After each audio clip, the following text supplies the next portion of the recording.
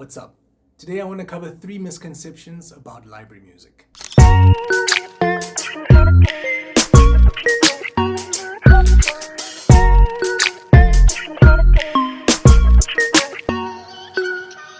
Cool, so I've been working on library music quite seriously now for about 6 months. And in that time, I've picked up on quite a few misconceptions that people have about making library music, making music for sync. Just because I'm dealing with it every day, I want to cover a couple of those, and then in the next couple of videos, what I'll do is I'll get into how you can get into library music, where you can find a publisher, how to set your tracks up for sync, that type of thing, just to make the process a bit simpler for you. So yeah, let's get right into it. The first misconception is that it's a get-rich-quick scheme. So you definitely can make money, but it's definitely not a get-rich-quick scheme. Library music, and the way library music works is that it can take up to 18 months before you actually see money coming back to you. That's because you need to send your music over to a music publisher. The publisher has to approve it, get all the metadata done, place it in their library. From there, they will then start shopping the music. From shopping the music, people will then say, yes, we want to use this music. From that point, they will then make use of the music, the show or the game or whatever it is will air or come out. It will then get used, get played, all of that will happen. And then after that, there will be a process by where the people who made use of the music, they need to inform your PROs. SAMRO, they need to inform Capasso as well. And then at the next payment date, you will then get paid those royalties. So that process in itself can take 18 months, it can take 24 months, sometimes it can take up to 2, maybe even 3 years if it's international royalties that we're talking about. So this definitely isn't a short game, it is much more of a long game. The second misconception is that it is cookie cutter music. That is not true. Basically, what you need to do when you're making library music is your music needs to be evolving, it needs to be ever changing. There's no point in you just putting together a loop, looping it out a couple of times and then sending that off to a publisher.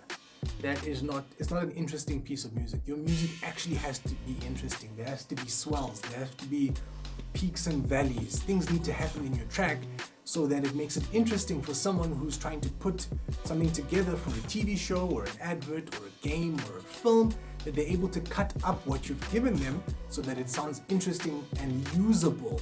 Keyword is usable for that piece of media that they're working on. So it's important for you to work on trying to figure out how you're going to structure your intro. Very quickly you have to get into your track, the meat of the track, and at that point, every 4 to 8 bars, you need to be hearing something happening in your beat.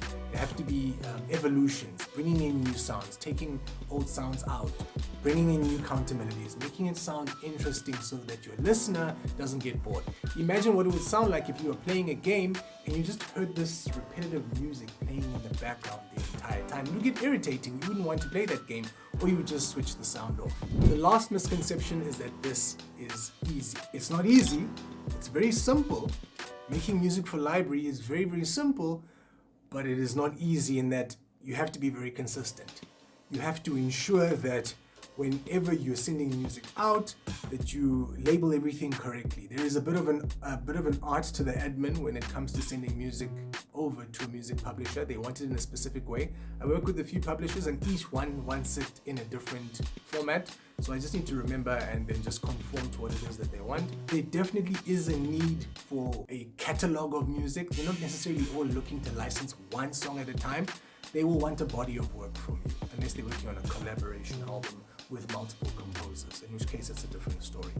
But if they're looking to work with you, or you're looking to work exclusively with this publisher, you need to be able to crank out a certain amount of tracks. So that does take a bit more dedication. You're not just writing 1, 2, 3 songs. You want to make sure that you're getting to about 8 to 12 tracks, possibly more if you can, along the same feel. It doesn't have to just necessarily be the same genre, but it has to be the same feel. So as an example, you might want to make upbeat Christmas music that also sounds a little bit silly, right? It's a nice little pigeonhole for yourself, and you work on 10 to 12 tracks, we'll call it, and then from there you'll then be able to send that out to your music publisher. They'll give you feedback, you go back and forth a little bit, send through your final mix downs, and then it all should be good. What I'll do in the next few videos is I'll break down the various aspects of sync licensing, the different things that I've had to learn and keep in mind, the mistakes that I've made, the good things that have happened to me, and hopefully in that way it'll make things a bit easier for you when you're navigating your journey through sync licensing. Peace. Thank you so much for watching this video. I really appreciate it. If you need any extra resources, just have a look in my description. You'll find my ebooks, you'll find my blog, my WhatsApp channel, as well as the other social medias that you can follow me on. Peace.